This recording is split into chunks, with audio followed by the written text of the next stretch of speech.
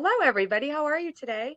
Thank you for joining us for our season 3 of Lunch and Learn. It's August. We can't believe it. We say that every time, but time just keeps going faster and faster. We are so excited today. We have a fun travel and fashion edition for you. We have such a fun author who is going to be talking to you from Australia at 2:45 in the morning. So hopefully he's awake by the time it's his turn. And we have a wonderful librarian to talk to you about some map collections and archives in New York City and programming and all sorts of fun things. And as always, we thank you for joining us. We welcome you to put any sort of questions you have in the chat. And a reminder that we send out all of the resources at the end, so you don't have to write anything down. And if you have any questions, obviously just get in touch with us and we will answer them for you. So here we go. Thanks again for joining us, and let's see where we want to travel after this edition of Lunch and Learn. Uh, Welcome, everyone. I'm Miriam Tuliao, and again, thank you so much for joining us today for this bi-monthly program, specifically tailored for library staff. And our aim here is to share some illuminating books and resources to support your work in reference and readers advisory services, collection development, and programming. And it is my pleasure to introduce our first guest speaker, librarian Joanne Wong from the MAP division of the New York Public Library. She previously worked as the general librarian at Queens Public Library here in New York and as a librarian at the Chancellor Robert R. Livingston Masonic Library at the Grand Lodge of New York. Joanne received her library science degree with a certificate in archives at Pratt Institute. Please welcome Joanne Wong. Hello, and thank you, Miriam, for that wonderful introduction. And thank you, everyone, for attending today's session. So if we can start on our slides, I'll go over, what our collection is, how you can access materials, digital resources, and then showcase a few highlights related to travel and fashion. So next slide, please. So who are we? So first, from the MAP division, our full title is the Lionel, Pincus, and Princess Firyal MAP division. Our collection was established in 1898, and our collection serves the research and interests needs of a wide variety of users. So, sometimes we get cartographers coming in, sometimes we get writers coming in, genealogists, students. So a wide variety of people have come to our room to utilize our resources on a daily basis. If you are visiting in person, you're always welcome to do so. We're on the first floor of the Stephen A. Schwarzman building at room 117. Just to make a note, we are following special collections policies at this time. So you do need to make a New York Public Library card to request some of our materials. I always say if you're in the area, if you tap dance on Bryant Park, it's hollow, as most of our maps and atlases are actually stored underground. So in that case, if you're ever coming in, feel free to pop in, check in with the librarian. We can always request materials that you can utilize in your own research and interest needs. So next slide. So in terms of what do we have in our collection? So going at it from a numbers perspective, our collection includes maps, atlases, globes, and other reference materials pertaining to geography and cartography. And so when we take a look at the number of sheet maps that we have, we're heading to close to 500,000 sheet maps within our collection. And we have approximately 20,000 atlases and books related to cartography. Now, when we take it from a time span, we are continuously collecting in our collection today. So we have maps from, current 2023, but our maps also in our collection extend all the way back to the 16th century. In addition, while a core component of our collection is New York City, we are in New York City itself, so New York City has been a large part of our collection. We do collect both on a national and international level. So we cover a large range of both time frame as well as a geographic space as well within our collection. Next slide.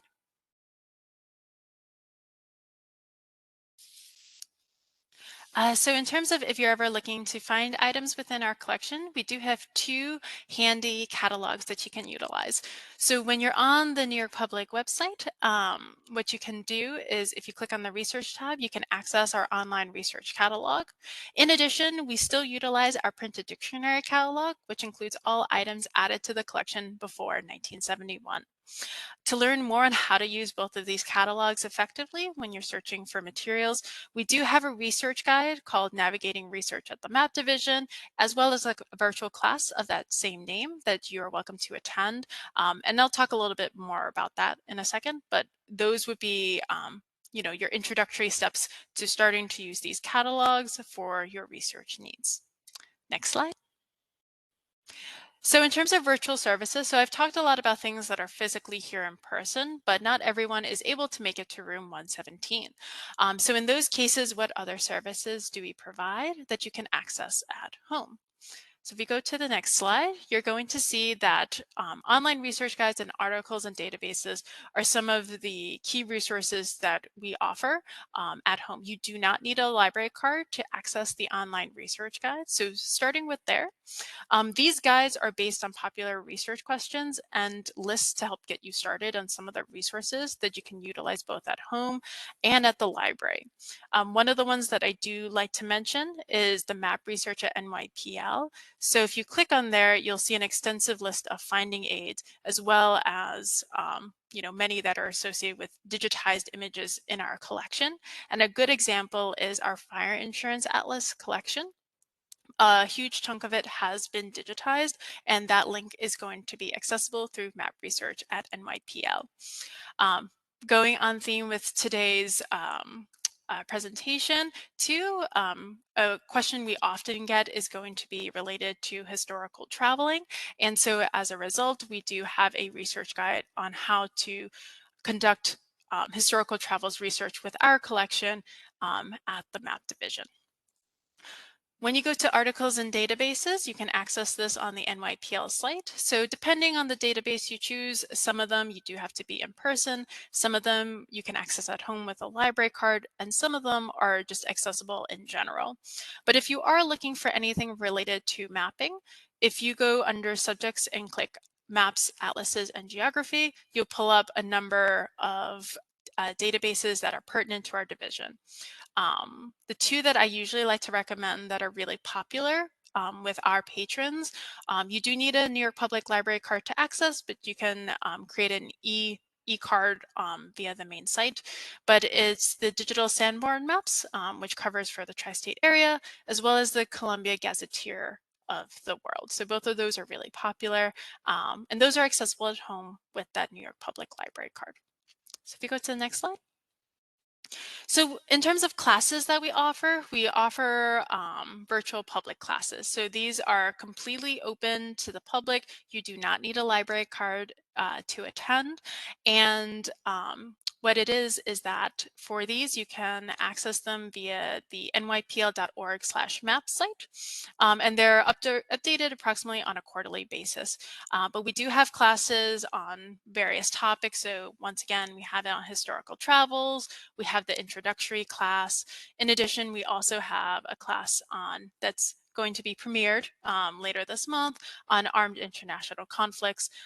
So there's going to be a number of classes that are constantly happening that are completely open to the public. In addition, we offer also class and organizational visits. So typically these are introduction visits to the map division for either your class or an organization. We try to make these very collaborative. So while there's often this introduction of who are we try to focus the visit geared towards the specific interests and learning goals of your group. How to search for, if your class is specifically focused on searching maps of Westchester, New York, we'll focus a huge part of that introduction on finding Westchester maps. As well as, in addition, when we do these visits, we do select items for viewing. And once again, those items for viewing are very much geared towards the learning goals of your group. We do many of these visits in person, but we also do have a virtual option available. And so, Miriam, if you don't mind just double checking about the slide. For the next slide, thank you. So then speaking about additional things that you can do at home, we do have digital collections. So for the map division, many items that are scanned are pre-1900s, North America and New York City, but we do have both sheet maps and atlases that are digitized. To access this collection, you do not need a New York Public Library card to access, and you can download images from the site. I do have to note that if you are downloading images, just definitely observe the right statement at the bottom of each image, but everything is freely available. You don't need a New York Public Library card to access this online database. Next slide. So if you ever have a question, you can always email us at maps@nypl.org. We do reference email. We assist with arranging appointments. And in the case where, for instance, if you prefer speaking to a librarian instead, we also do consultations. We do both an in-person and virtual option, but essentially it's 30 minutes of uninterrupted time with the librarian to speak about your research, what you're looking into, and often, kind of assisting people in getting either started on their research, or if they're getting stuck, pointing them in the right direction, as well as helping to arrange appointments and so on and so forth with that. So always feel free to reach out. We're always happy to help out. Next slide. So when we talk about maps, so as Miriam mentioned, I previously did work in Queens Public Library as part of one of as part of the circulation branches, and programming ideas are always applicable when we talk about maps because maps are so visual. So the first type of programming idea was one I actually did previously, which is a story sharing circle. So story circles are essentially, it's a small group of individuals sitting in a circle and sharing stories, usually from their own experience or imagination, focusing on a common theme. And so in these cases, to get these stories flowing, to get people to invite conversation, using primary sources like maps as jumping points to start off these conversations is a really wonderful experience. And so in these cases, for instance, here we have a map, it's paired with a print, and we have a photograph. And often these types of programs help inspire interest in neighborhood history. And when taking a look at this specific example, we can see that we're focusing on the garment district within New York City and how the effects, using all of these maps, prints, and photos, really getting a conversation of how the effects of zoning does lead to the formation of this district specifically. So next slide. So another thing, as I mentioned, maps are so visual, is, being inspired by design. So we do have, maps are extremely illustrative, and a good example is the first example over here, all the way on the left, which is a cartouche. So cartouches are, they're typically an embellishment on maps. They include often information about the title, publication, often appearing as a scroll. But what's really cool about these is that, if you're holding a program and, maybe part of the program is, design your own cartouche, what do you consider important of your project to include in this embellishment, having that as an opportunity. Another one is vavels. So vavels are paper instruments that are constructed of one or more revolving discs. You see them in a lot of atlases, either, demonstrating mathematical principles related to navigation, and showing how you can create a clock to tell time at night, things like that. And so there's many, many templates online of how to create your own Vavel, and you can use this to illustrate some of these mathematical principles that people were using back in the day. The last one is pictorial maps. So this is one that I've seen often in branches, has been, you print a street map, and what you do is you have attendees draw in pictorial elements of what they consider important in their neighborhood.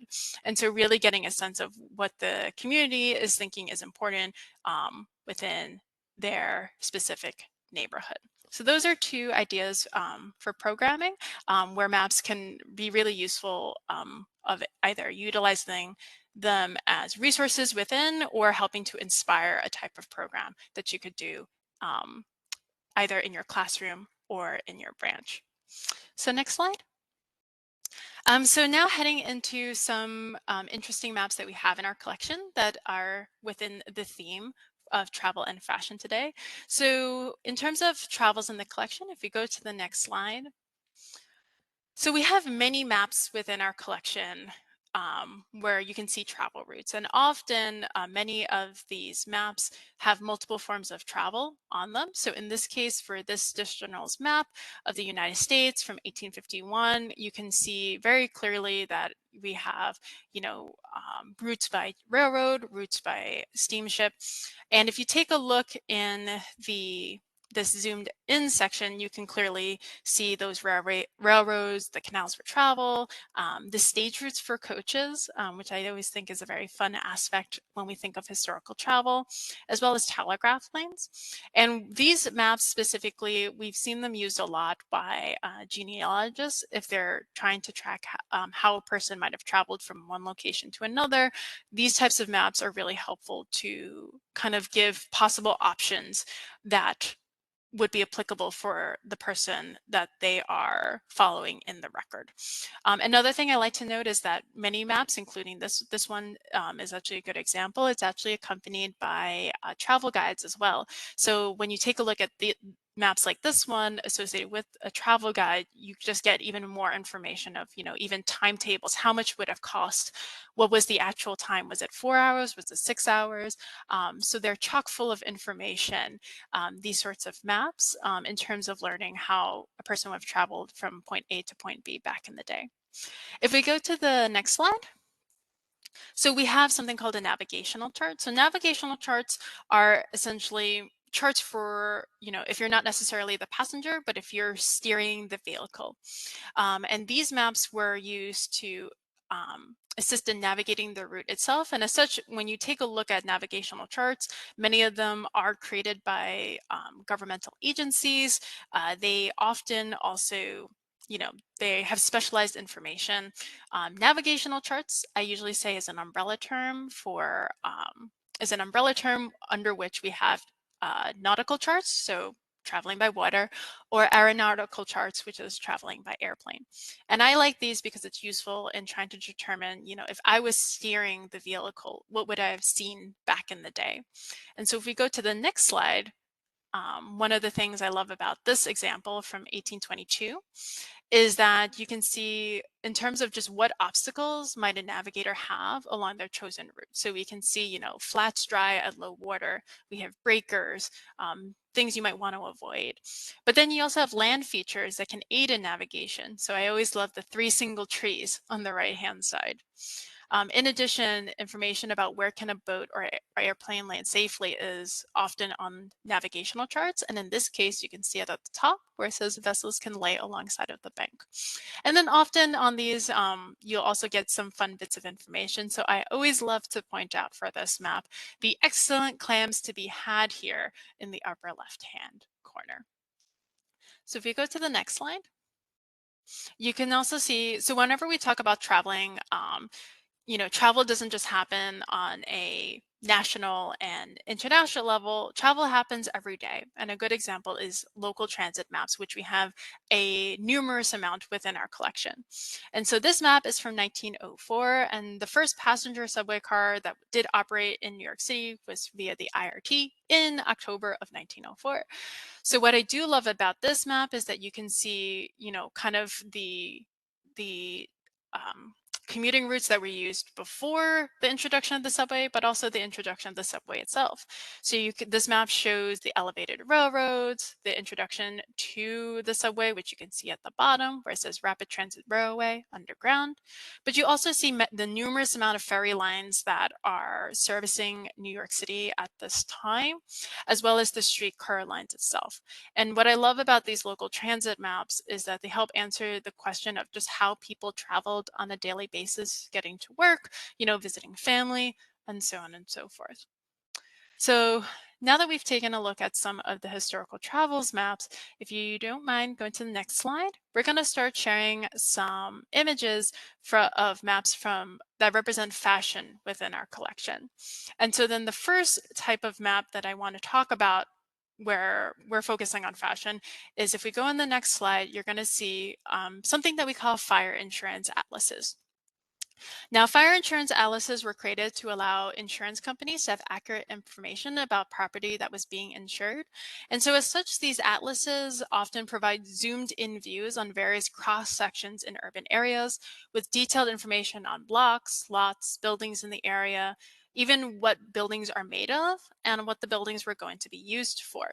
And so as you can see, we have these examples, one from that's pre-1900 from 1854, and then on the left-hand side, and then as you can see on the right-hand side, just less than 100 years later in 1923, we have the plates from the Bromley Atlas. We're seeing it a little bit more filled in. And so if we take a closer look on the next slide, one of the things that is really helpful with fire insurance atlases is they really are useful if if you're interested in a specific address, just seeing the changes over a long period of time. And so as you can see in 1854, there's some buildings there, but it's not as filled in essentially. But when we go to 1923, some of these blocks that are associated with the garment district and fashion district, all of a sudden it's filled with industry, it's filled with stores. As you can see on the bottom right one, Macy's comes in, and at the top you can see the Garment Center Realty building is there as well. So as you can see, within that about 70-year time span, a lot of development is happening, including in this case for the garment district. So if you go to the next slide.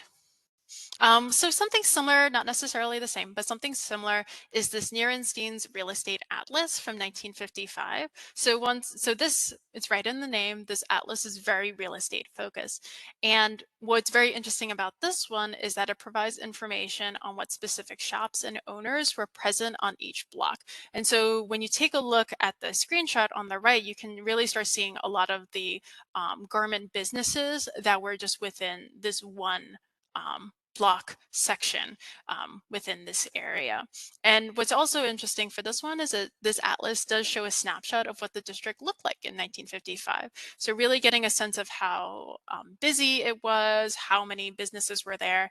And I don't have a picture here, but when you turn the pages of this atlas, photographs are also included, business names and addresses are included. So once again, these types of atlases are really useful resources to getting a snapshot of what a place would have looked like. And in this case, once again, for the garment district, having a sense of what was there. And also, comparing it to a modern day map, what was there, what has changed, and things of that nature.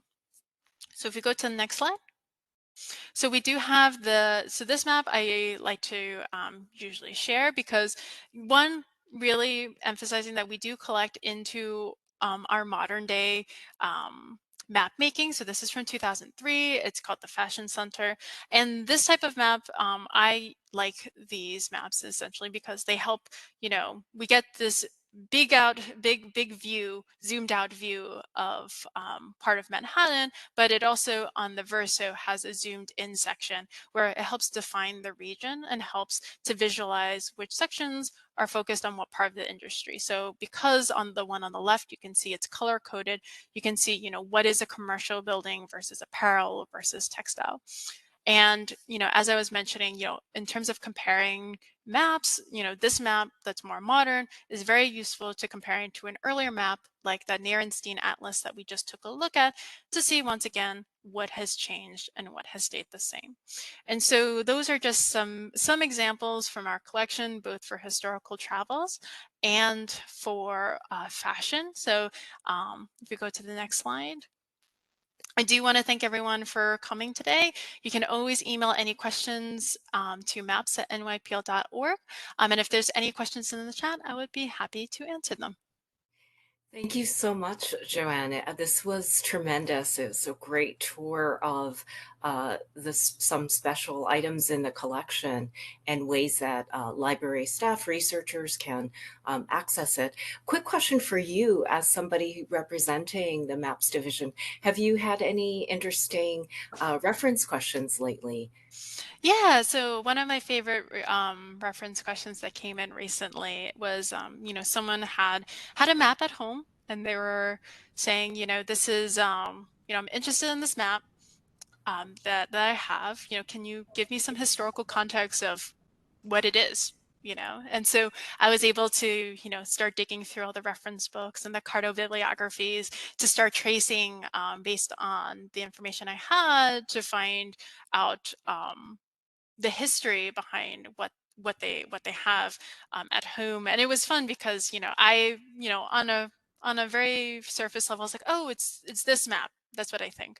And then when you go into deeper dive, I was like, oh, it's a derivative copy of another map by another publisher that they put this name on it, and then so on and so forth. So it's getting questions like that are so much fun because you really get to utilize their resources and really as I always say, every day is a learning experience. I'm learning a new thing about a map every day. And so that's the first one that comes to mind in my head. Thank you so much. It is really interesting. What I was thinking when you were talking about the maps of what it would be like to travel, a long time ago, whether it be by train or buses. Sometimes you read historical fiction novels and you're like, how did they know that this was how you got from here to there? And it's interesting to know that all this stuff, this information is out there somewhere, but you just never think about where it is. And so it was kind of nice to see where it actually all lives together. Yeah, and we actually do have writers come in I'm sure that's what I was periodically. thinking. Yeah. Yeah, we do have we've had researchers, like I know one was writing a um a YA fiction novel, and part of it was how can they get their characters from point A to point B, and maps are a really useful resource for that. And there's been multiple fiction writers that do come in asking how would I plot from here to there. And I will definitely recommend taking a look at that historical travels research guide. We do an accompanying class for that as well, just because maps are a great starting point, but when you have maps attached to timetables, to travel guides, you really can start mapping out this whole picture. For instance, I did a blog post on when Charles Dickens came to North America. I did the first leg when he went from Boston to New York, and even just tracking that, I was like, oh, it's like today, it's like what, 3 hours to drive, and it was like a 2 week, three different types of transport, constant transfers.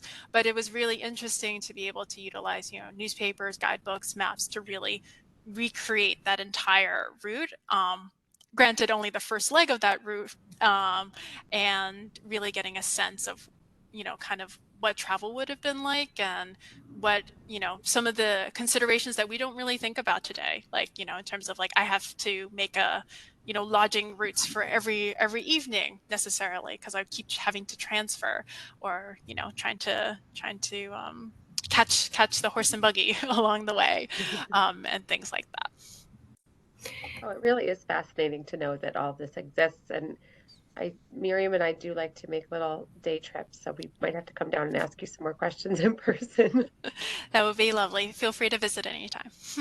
Thank you so Thank much, you. Jen. That was really fascinating. And I love looking at all the maps of the garment district and stuff. It's just so cool to see it all, and how robust it all was for so long, and really Yeah. fun. And I Thank think another thing that's really good about these atlases is, these images, like they're kind of small on the screen, but when you come see some of these atlases, like I always say, you don't want to drop it on your foot because you'll stub your toe. you. Kind of just the massive size of some of these materials, but also sometimes the very small size of them as well. It's very interesting in that context as well. Great. Well, thank you so much. Thank We you, really Jen. appreciate you joining us today, Thank you, and everyone. we will probably be down there. Take care. Thank you so much. Have a good Thank one. you. Before we introduce our author, which we're very excited to introduce you to today, we just want to give you a look at some of our further reading, travel and fashion titles. And there is an Edelweiss collection for you for further reading, but we've got great stuff on here from, best in the world, and then we've got Dolly Parton fashion and all sorts of things, because travel and fashion go so perfectly together. They're perfect partners together. So we hope that you will check out this further reading slide and collection for your library. All right, so hopefully our author that is in Australia is still awake while I introduce him. Hold on, where is it? Oh, there we go. Robert Skinner. I'm going to introduce you to him while we bring him back up on the screen. Um, Robert Skinner was born and raised on the Adelaide Plains. His writing appears frequently in the monthly and has also been featured in the Best Australian Essays, Best Australian Comedy Writing, and International Zone. I'm not saying that right. He currently lives in Melbourne, where he works in a bookshop and plays football at the lowest level, probably a little higher than I do, I'm sure. Also, a seasoned tour guide with years of experience about feeding and placating travelers from all over the world. This is the bird's eye view of traveling from the other side. This book that he wrote, which is so fun, is for fans of humorous, thought-provoking authors like Sloane Crosley, Jenny Lawson, and David Sedaris. Kirkus Reviews has a great review that says a decidedly skewed, hilarious collection of life reflections and colorful storytelling. The unlikely story of how a failed dishwasher, tour guide, cabinet maker, bus driver, bookseller, and literary journal publisher became one of Australia's hottest humor essayists. And so we've got lots of questions for you, Robert. First of all, we want to thank you for joining us in the middle of the night, and welcome. Hello, and hello, Hello. librarians of America. What a delight. Robert, congratulations on the publication of your book. It was such a treat to be able to read your essays. And our first question is, what inspired you to write? I'd rather not. Well, I was writing for a magazine called The Monthly, which is sort of the Australian, I guess, Australian version of the New Yorker, like politics and current affairs. And they would sort of stick my stories in the back in the sort of comic relief section. And then on the basis of those, my book editor in Australia asked me if I was interested in writing a book. And I said, absolutely not. But then, a few months later, I thought it might be a nice way to make some easy money. And it wasn't easy at all. It took about 7 years, but it worked out well. My first question was, have you ever talked to a bunch of librarians in the middle of the night at 3 o'clock in the morning before? Normally on more of a one at a time basis with libraries. No, I'm just joking. But I wanted to just share that I loved your quote that was something in the very beginning that said that you'd rather read Russian novels than get a job. And I thought, that's how I feel. And I remember when I was reading, I can't remember if it was War and Peace or Crime and Punishment. Going to work was so annoying as it was taking up all that time where I could have been slogging through this huge book. So I'm with you on that.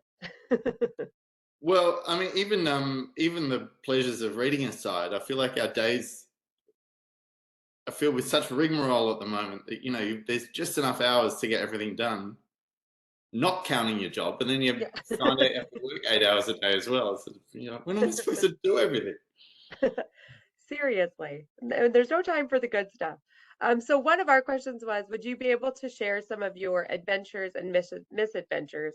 And what I was saying to you earlier when we were talking is that, as egocentric as people are, we only think, like, as your tour guide experience, we always think like, oh, I hope I get a tour guide that's like, not annoying and knows what they're talking about and da da da da da.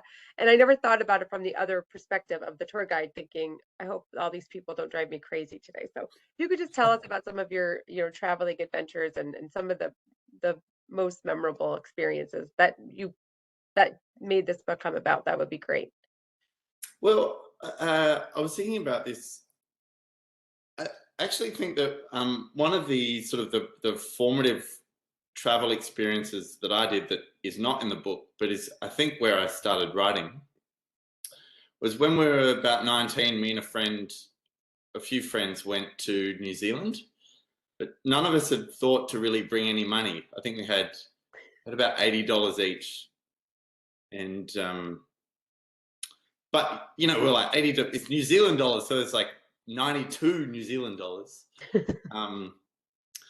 And then we thought, this will last us. We had one-way tickets and we thought it would last us maybe a month if we lived cheaply, but we landed on New Year's Eve, got drunk, spent everything on the first night, and then had to figure stuff out from there. We're living on a beach and catching fish for breakfast. And I think that it has some similarities with the book, which is sort of if you stubbornly ignore the most obvious lesson, which is just to bring money with you, or in the book to just get a proper job, then sometimes you're forced to learn other lessons. And it was on that trip that I started sending emails home about various calamities. And I would sort of keep doing that on other trips that I took. And so you were like writing the book without really knowing it. You were just collecting all these crazy things. Yeah, well, nothing of those times are in the book, but I think the spirit. Yes, that makes sense. Yeah, I feel like it's a point of pride when you go traveling, or this might be slightly an Australian thing, but I feel like it's a sort of impolite or a crime to write home to people telling everyone that the weather's great, the airline didn't lose your luggage, you're having a wonderful time, the food's delicious. Who wants to come home from work and read a postcard from someone? Yeah, it is fun hearing the other side of it. It's so true. It's like it's way more memorable, definitely. So Robert, and in your book, in one of the essays, you write that tour guiding in Australia is easy on some levels. You feed your charges well, take them to the right places, and try to keep their feet warm. But extreme weather, mechanical problems, flies in the daytime, mosquitoes at night, the Germans, the lack of sleep, the feelings of deep existential loneliness, all these things will conspire against you. How is tour guiding an art? Well, so I used to drive sort of 7-day camping trips from Adelaide to Alice Springs, which is I think we'd do about maybe 2,500, 3,000 kilometers, which is maybe 1,500 miles in a trip. And at the start of the trip, you have people coming from all different countries, not knowing each other, all with very different expectations, and you would try to make it work. And there was only one of us at the time, we were incredibly poorly paid, but there was one person doing all the driving, all the talking, all the cooking, all the shopping, and we would camp most nights in something called a swag, which is Australian thing. It's it looks like a body bag, like a canvas body bag with a mattress in there, and you crawl in with your sleeping bag. And some people would get on the tour expecting that we'd be staying in motels, I don't know, but you'd roll out this swag / body bag on the ground, filled with snakes and spiders that they'd heard so much about, and this is where we're sleeping. Yeah, and it must have been difficult. I mean, I never thought about a tour guide really being responsible for people before, but like technically were you responsible for them, like legally, or was this just kind of like, hopefully this guy could help us if we have a problem? Yeah, well, I mean, I think, I started tour guiding when I was pretty young, like 23, and when you sign up for these things, you don't think about that side of it. It's only when things start to go wrong that you're like, oh, this is, I've had a lot of responsibility. Yeah, I had bus breakdowns or bugs crawling into someone's ear in the middle of the night out, and so I had to pour olive oil into her ear to get the bug out, and we got bogged 300 kilometers from anywhere, and it was pouring with rain, and there were dingoes circling the bus. Gosh, this is so So funny. that's It's like like when that it's happens. almost like the anti-travel book. Yeah, well, yeah, in some way. I mean, there's a few chapters in the book where I go away to Indonesia and then to Vietnam, hoping for some sort of restoration, or the classic travel epiphanies, and come home with nothing. So that wherever you go, there you are. Exactly. Mm. Exactly. Oh, that's funny. One of our other one of our other questions we had was, let's see. You write, most tourists book the tour to see Uluru. How do you say that? But it's Uluru. Thank you. But it's the experiences in between that really make the trip memorable. And I kind of think what you think makes the trip memorable is different than what other people think makes the Yeah. trip memorable. Yes. So, what do you think makes the trip memorable? Oh, well, I mean, that could be a tour guide perspective. If you've been, often I find, yeah, so tourists will get on, and some of them have this sort of the big goal in mind. They want to see the rock. So Uluru is Ayers Rock. But it takes 7 days to get there, and if they're so focused on this goal, then if the sunset's mediocre, or if there's drizzle, they'll sort of become devastated. Yeah, that's interesting. So they're wasting the whole rest of the trip just to get to the thing instead of enjoying all the Yeah, things along the way. yeah, and there's so much stuff to see. Yeah. Like along the way. It's very good. It's a very interesting, it's a very obvious perception, but it's not a very popular one for some reason. Well, it's in some ways, I think it's a bit like the book. So the book takes place over, I guess, 10 years of me arriving in Melbourne, which was sort of the big smoke, filled with big city dreams. But I didn't come out the other end, a great sporting hero or anything. Yeah, I remember a trip we took to we were in Ireland at the cliffs of Moher or whatever. And I remember the tour guide was like very grumpy sort of, but he was telling us all the basics, so we were learning stuff, but he was so grumpy. And then we're getting off the bus and he goes, and last thing, don't be an idiot. I'm like, or whatever word he used, and we're like, what do you mean? He goes, don't be one of those people that's taking a selfie and falls to their death, because that makes me look bad. Okay. Maybe that's why he was so upset someone did it on the last trip, and he was still filing all the paperwork. Interesting that you'd have to tell someone that, but it sadly does happen pretty often, I think.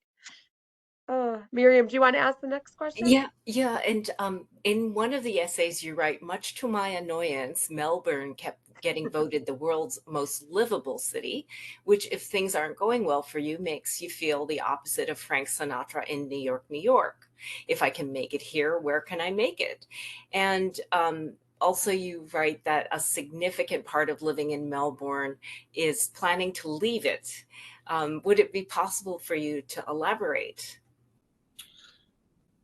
Well, yeah. Well, I mean, Melbourne has, in my opinion, so I'm an immigrant to Melbourne from a smaller, less fashionable city called Adelaide in South Australia. And I loved Melbourne when I arrived. Sort of there's a big easterly migration to Melbourne for people interested in the arts and theatre and literature. But it's still a big city, and it can be quite hard, and is getting harder to live in. And so, yeah, there was a sort of smugness creeping into the city, in my opinion. This sort of most livable city mantle, which is often given to the city by someone flown in from The Economist, who doesn't have to work there or commute, or So they're flowing in, they proclaim it the most livable city. But then on the other hand, you know, when lockdown hit, when COVID hit, we were the most lockdown city in the world. So we're sort of trying to juggle those two. Yeah, I think now monikers. that you mentioned the lockdown, I think when I was reading through these essays, I think for people that are like getting back to work and getting back to traveling, like I think they're so much going to appreciate the humor that you put into just the two very simple experiences of finding a job and traveling and just going through your day. And I know it's been, you know, it's been a while and most people are back out there and back to normal, but I think there's still this part of everybody that's like a little bit different than we were before. So to appreciate all these little humorous things that happen, you know, just in regular life, I think it's a perfect time for this book. I think it's really, really funny. We had one question in the chat. I really enjoyed your collection of essays.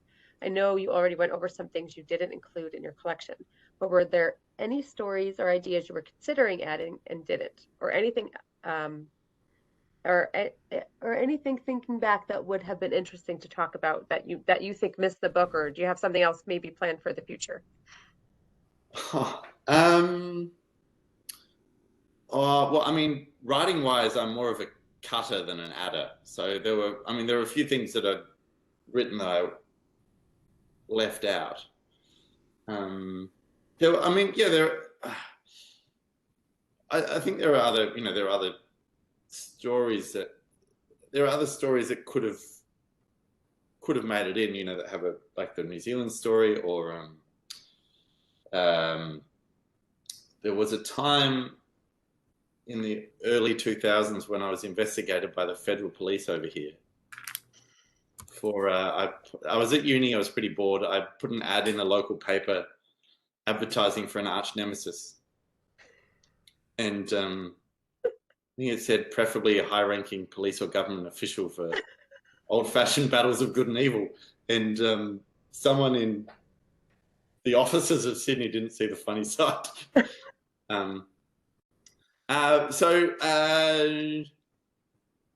I mean, I hope I hope that the stories... There's a lot of follow-up questions to that. No. Did you acquire an arch nemesis, or did you acquire more than one? Well, it was one of those. I got people. I had a fair few. This is in the days I had a sort of post office box, and I had a lot of people apply. But you know, it's like so much of modern life where suddenly just the rigmarole. Suddenly you have to write back to all these people that, you know. You just gave yourself more work. Yes, admin. Whatever you try to do, the admin finds a way. You're like the opposite. Like this book, you're writing your travel essays are almost like I said, they're almost like anti-traveling, and that is like an anti-personal ad. It's like the opposite of a personal ad. So I like your little spin on things. Yeah. The one other thing I liked that you said was, one of your quotes you said about the travel guide, being a tour guide, was, it doesn't matter it doesn't matter what you're doing during the day. You're doing to them during the day, as long as you feed them well at night. And I did like a lot of your little food stories. And I think there's certain things, like I was saying before, there's certain things that bring people together, whether it's in a good or a positive or negative way. And I think, like I said, traveling, getting a job, and food, I think all those things are like the commonality for people. And some of your observations are just pretty damn funny, actually. So I think this book is like going to just be one of those books that librarians especially are going to love to recommend, because it's just going to make people laugh, and there are not a lot of things that make people laugh right now. So yeah. Yeah, Miriam, do you have any other questions we should ask Robert before we go to sleep? I feel like we should just keep you on the phone and see how long it takes for you to fall asleep. Great comic ending, yeah. I really love the quote that you opened the book with. There are actually two quotes, but one is by the poet Adrienne Rich, and it says, "No person trying to take responsibility for her or his identity should have to be so alone. There must be among whom we can sit down and weep and still be counted as warriors." And I'm wondering how that quote resonated with you and why it resonated with you. Well, I think that a lot of the book, it's not just sort of mishaps and calamities. It's also sort of searching for something. And I think a lot of the things that I was looking for, in a few chapters of the book, we were sort of running a literary magazine on the rumor of a smell of an oily rag, and playing on an Australian rules football team, and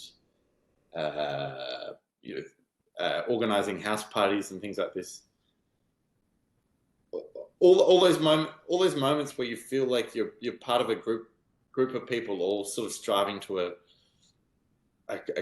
some sort of common vision, or like, I just think that's such a wonderful, sort of meaningful,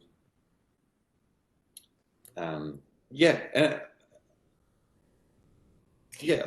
tribe. Yeah, I think that's like a common theme throughout it. Yeah. Did you feel at times traveler as warrior, or the word warriors is makes such an impression. In Adrienne Rich's quote, you mean? Yeah. Yeah. So what does it say? There must be those among whom we can weep and still be counted as warriors. Yes. Yeah. Well, I mean, I sort of take it to mean people that around whom you can be vulnerable but undiminished in their eyes, or in whose company you can stuff up and still be counted as someone with character. Thank you. Yeah. You're good. You're definitely good at honesty. I think this book is really just. I also like, the last thing I'll say is like the part you're writing about the walking with the camels or something. I loved how you weren't thrilled about it, because I would be so annoyed if I had to do something that sounded terrible. Yes. So we went on the camel trip with my parents, and I was under the impression that we would be riding the camels. Yeah. And I found out a few days that we were walking next to the camels. Yeah. And I'm so glad you weren't trying to be like, oh, this is the most beautiful experience of my life. It's like, what are we doing? We're walking next to these camels. Yeah. Well, I mean, thank you so much. I mean, this was fun. I really love this book so much. And I mean, again, you joined us from the middle of the night in Australia. We can't thank you enough. And did you ever finish War and Peace? No, still not. Still not. There's a great PBS did a great mini series a couple of years ago that really does get most of it. So I'm not saying you shouldn't read it. Don't be mad at me, librarians, but I'm just saying, if you don't read it, you get a lot of it. Give me another few years. Yeah. All this work, you got to stop working so much. Yeah, I'm trying. Well, thank you all for joining us today. This was really fun, really, really fun. We will let you go to sleep or do whatever you'd like to do for the rest of your night before the sun comes up. And it was really nice to meet you, and we can't thank you enough. Thank you, everyone, for having me. Thanks. Take care. Thank you, Robert. Bye.